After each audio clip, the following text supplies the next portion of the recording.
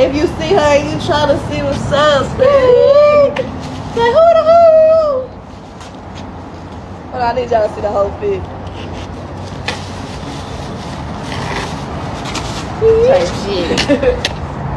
I'm not a lot of your friends, bitch. I'm finna start just taking. She thought she was in control. She thought she was just living her life, doing what made her happy. But what she didn't know was that every move she made was being watched. Every step, every post, every text message was part of a setup she didn't see coming. This wasn't just drama between a girl and her ex. This was street-level betrayal. The kind of betrayal that doesn't end with an argument. It ends with blood on the floor. Mary Jayne Collins got caught in a war that wasn't hers. She wasn't in the streets. She wasn't part of the beef. But one choice, sleeping with her baby father's enemy, put her right in the middle of something she couldn't escape. The man she trusted wasn't who he claimed to be. He smiled in her face, played the perfect role, and listened to her talk about her life, her struggles, even her problems with her baby father. What she didn't know was that all of it was information being collected to destroy her. For weeks, this man acted like he cared. All of it was fake. He had one job, to hurt the man he hated most. And he chose the coldest way to do it. By the time Mary Jayne realized what was happening, it was too late. This is not a love story. This is not a misunderstanding. This is a kind of story that ends in death. This is a kind of story that reminds you not everyone who smiles at you is your friend. Today, you're going to hear the full story of how Mary Jayne Collins was set up by the man she trusted. The same man who was her baby father's worst enemy. If you're captivated by real crime stories that peel back the layers of truth, make sure to hit that subscribe button. Your support means the world to us as we uncover real cases, raise awareness, and give a voice to the voiceless. Before we dive into today's story, we want to hear from you. Where are you tuning in from? And how do you feel as the story unfolds? Welcome to Deadly Crime Unmasked, the show where we expose the shocking crimes that rip through communities and the chilling secrets lurking behind closed doors. These are real people, real events, real consequences. Don't forget to subscribe and activate notifications. You won't want to miss the gripping story that's coming up. Now, let's dive in. Mary Jayne Collins was a young woman in her early 20s. She didn't come from a rich family, but she also wasn't poor. She grew up in a regular working-class neighborhood, the kind of place where people wake up early, go to work, and try to survive. Her parents worked hard to provide a decent life, but they didn't have extra money for luxuries. Everything they owned came from hard work and sacrifice. Mary Jayne was well known in her community. Most people knew her because of how she carried herself. She wasn't shy, and she wasn't afraid to speak her mind. Wherever she went, people noticed her. Some liked her attitude, while others thought she was too loud. But either way, she stood out. What really made Mary Jayne popular, especially among her peers, was her looks. She was beautiful, with clear skin, sharp features, and the type of body that attracted attention. She knew she looked good, and she used that to her advantage. She liked dressing well, staying active on social media, and posting photos that got people talking. Her Instagram and TikTok had steady followings.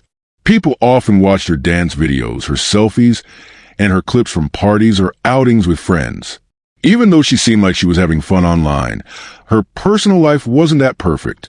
Mary Jayne had one child, a baby she shared with her ex-boyfriend, the man who would later become a key part of this deadly story. Their relationship had been rocky from the start.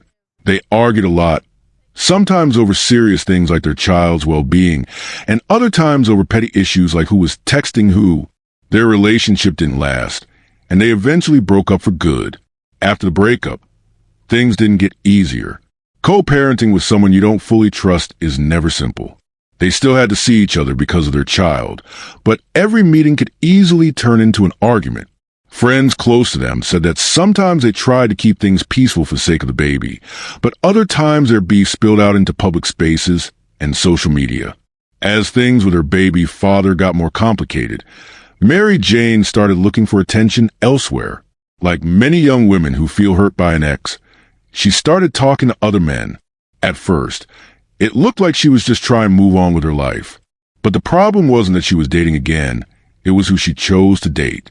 Without fully realizing the danger, Mary Jayne started getting involved with a man who was deeply connected to her baby father's enemies. In the streets, there's a line you don't cross, and this was one of those lines. The guy she started talking to wasn't just any regular dude. He had serious problems with her ex. Their beef wasn't new. It had been brewing for a while. Fights, arguments, maybe even violence. These two men hated each other. But Mary Jayne either didn't know the full story or didn't care. What started as harmless flirting turned into something more serious. The guy, let's call him Jason for this explanation, was smooth. He knew what to say.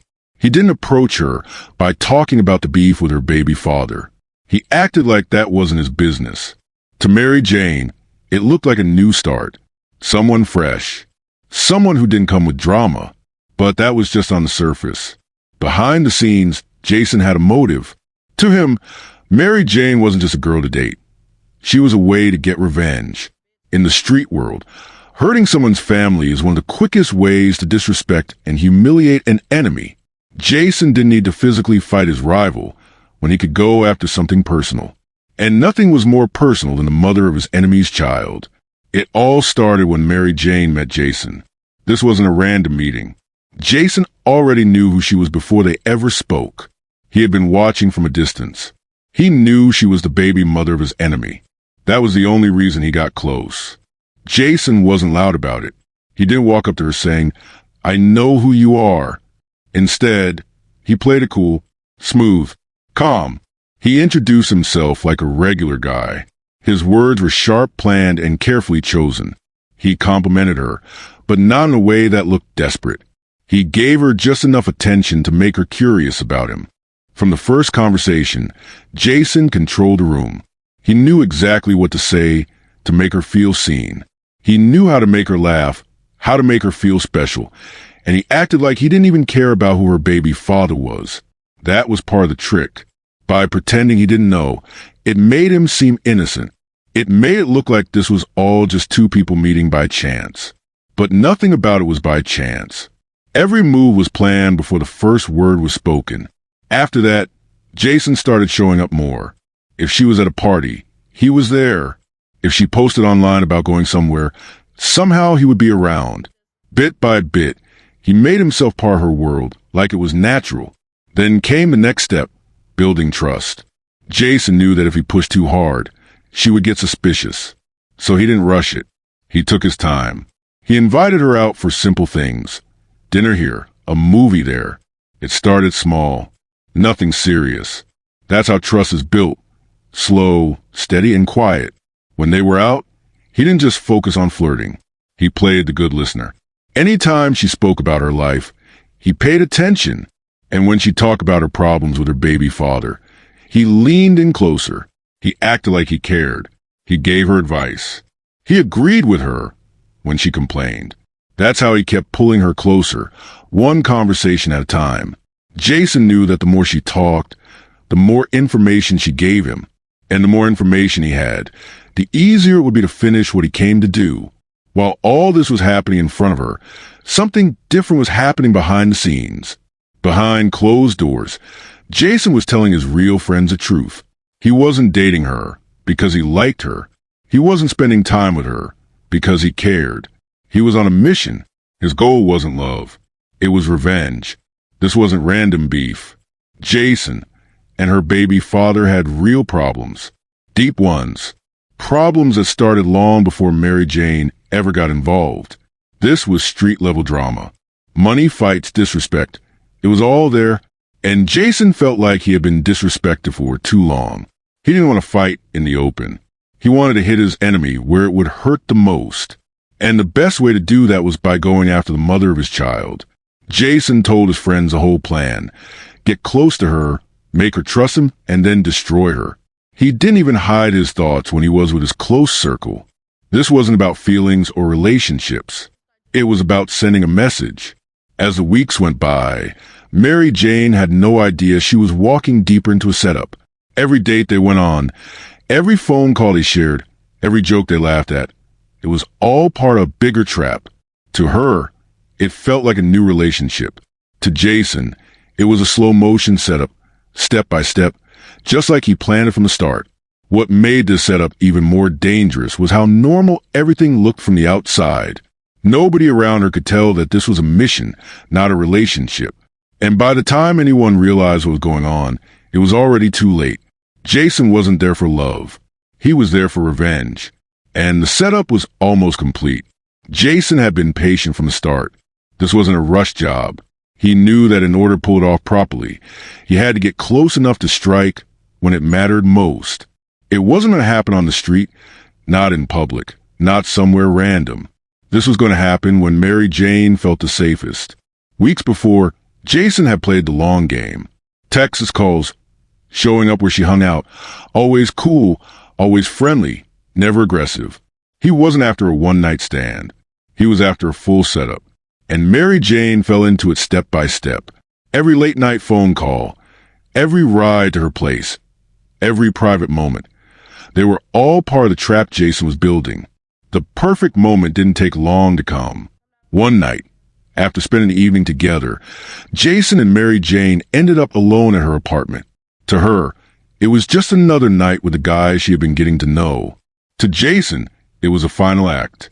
They sat together, talked casually, maybe even laughed a bit, but in Jason's head, it was already done. The mask he'd been wearing was about to come off. Mary Jayne didn't see it coming. She didn't feel danger because Jason had done his job too well. He made her believe there was no threat, no arguments, no weird behavior, just a normal night. Then it happened. Jason flipped the switch. The calm voice turned sharp. The friendly face turned cold. In that moment, the whole plan was exposed. Jason wasn't there for love. He wasn't there for fun. He was there for revenge. And before she could even process it fully, he said the words that confirmed everything. This is for your baby father. It wasn't a random attack. It wasn't a robbery. This was personal. Mary Jayne was never the real target. Her baby father was. Jason chose the coldest way possible to make that statement. The murder itself was brutal, but efficient. Jason didn't drag it out. He wanted her to know why, and then he finished it. Quick. No screaming, no begging, no chance to call for help. Just silence and then death. Afterward, Jason didn't panic. He didn't run out of the door like someone afraid of being caught. He cleaned himself up, checked to make sure he left nothing behind, and walked out like a man leaving after a normal visit. Calm, focused, ready for the next move. Jason didn't go into hiding. He didn't disappear. He went back to his regular life like nothing had happened. Back to the same streets, the same phone calls, the same online posts. People who saw him the next day wouldn't have guessed he had just killed someone hours before. What made this setup so dangerous was how normal Jason acted afterward. No breakdown. No public signs of guilt. To anyone who didn't know the story, Jason was just another guy moving through the city, blending into everyday life. But behind that normal routine was a man who had just completed one of the coldest revenge killings anyone in that area had seen. The setup was complete. The betrayal was finished. Mary Jayne was gone. Jason had done exactly what he planned to do, and he did it on his own terms. While the outside world carried on with work, school, parties, and scrolling on phones, the truth about that night was already sealed in blood. A personal war had played out behind closed doors, and most people didn't even know it had happened yet. The perfect moment. The cold murder. The smooth escape. It wasn't messy. It wasn't random. It was calculated from the beginning. And Jason had no plans of stopping his life for anyone. That's how betrayal works when it's planned right. It looks like nothing until it's too late to fix. The setup was complete. The plan was done. But the story didn't end there. The aftermath of Mary Jayne's murder would uncover lies, expose secrets, and leave a long trail of damage that no one could escape from. It all started with the discovery of the crime. Mary Jayne had not been responding to calls or texts. People noticed. Close friends started getting worried. Some of them had plans with her, but she didn't show up. Calls kept going straight to voicemail. Texts were not being delivered. At first, they thought maybe she was busy or out somewhere. Then one of her neighbors noticed something strange. Mary Jayne's apartment door was slightly open. It didn't feel right. This was someone who always locked her door, especially with her child around. The neighbor knocked, called out her name, but no response. That's when they decided to push the door open and go inside. What they found was something they never expected to see. Mary Jayne's lifeless body was on the floor. No signs of a break-in. No robbery. Just her, dead. It didn't take long before people gathered outside. The sirens followed soon after. The whole area was taped off. Police cars lined the street. Word spread fast. Before the police could even start their investigation, social media was already flooded with posts. Pictures of Mary Jayne, screenshots of her old posts, old videos of her dancing or laughing. All of it started showing up everywhere. But the streets weren't silent either. Everyone had the same question. Who would kill Mary Jayne like this? That's where the police stepped in. The investigation started immediately. Detectives began asking questions. Friends, neighbors, and even random people from the area were questioned. Phone records were checked. They looked through her recent messages. They pulled her call logs. It didn't take long before one name kept coming up, Jason. Jason had been texting her almost every day. They saw screenshots of conversations where Mary Jayne even mentioned him to her friends. Voice notes, photos, even location sharing. Everything pointed to Jason. It got worse when police checked street cameras in the area. Footage showed Jason entering her apartment building around the same time. She stopped replying to her friends. His alibi didn't hold up either. He tried to say he was somewhere else, but the phone towers told a different story. His phone was pinging in the area around the time of the murder. Jason became suspect number one. While the police were building their case, the internet had already made up its mind.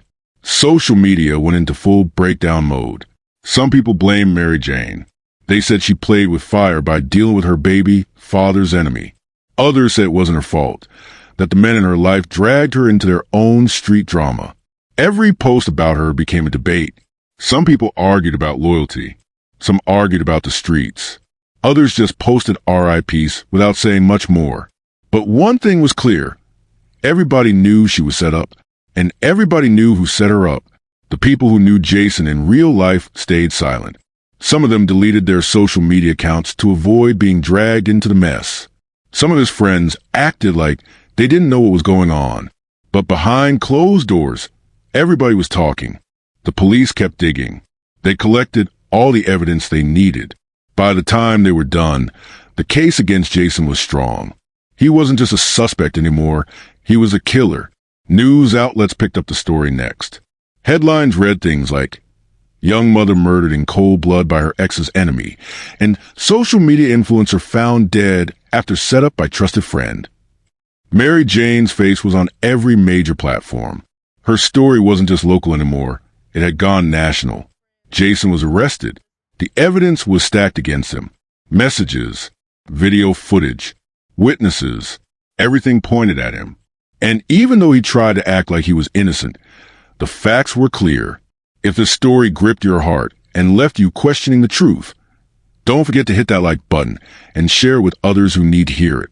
For more chilling true crime stories that dive deep into the mysteries behind these tragedies, make sure to subscribe to our channel and turn on the notification bell.